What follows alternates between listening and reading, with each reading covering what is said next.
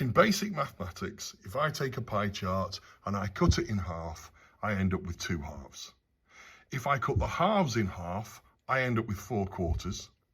If I cut the quarters in half, I end up with 8/8. This simple mathematical fractions principle is the basis of all rhythm notation in music. We start with a whole note semibreve.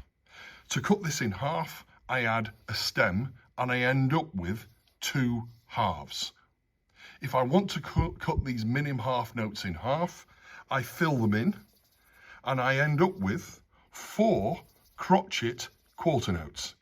If I want to cut these crotchet quarter notes in half, I add tails and I end up with 8 quaver eighth notes. And to make it neater and easier to read, I can join up my tails to make beams. Now, this basic simple principle causes all sorts of confusion with musicians as to how many beats each of these notes is actually worth. So if we look at the chart with all the notes in their order, as we've just demonstrated, let's zoom in on the semibreve whole note. How many beats is it worth? Well, it's worth 2 half beats, or 4 quarter beats, or 8 eighth beats, because all of these add up to 1 whole note. So the minim half note, if I look at 1 minim half note here, that is worth 1 half beat, or 2 quarter beats, or 4 eighth beats. Similarly, if I look at my crotchet quarter notes and I take one of those, it's worth 1 quarter beat, or 2 eighth beats.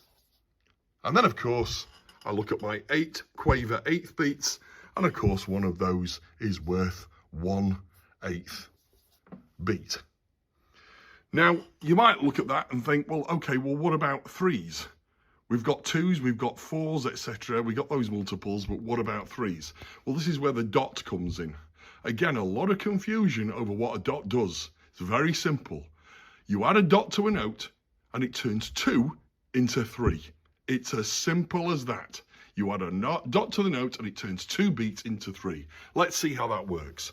If I add a dot here, it now becomes, instead of 2 halves, it's worth 3 half beats, or of course, 6 quarter beats, or of course, 12 eighth beats.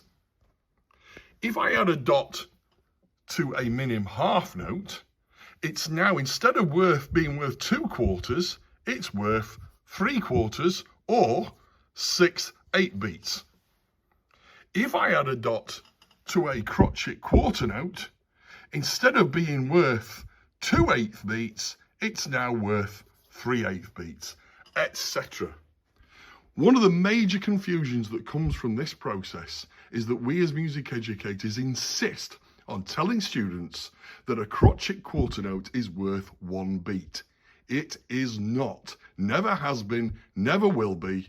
A crotchet quarter note is worth 1 quarter beat, or 2 eighth beats.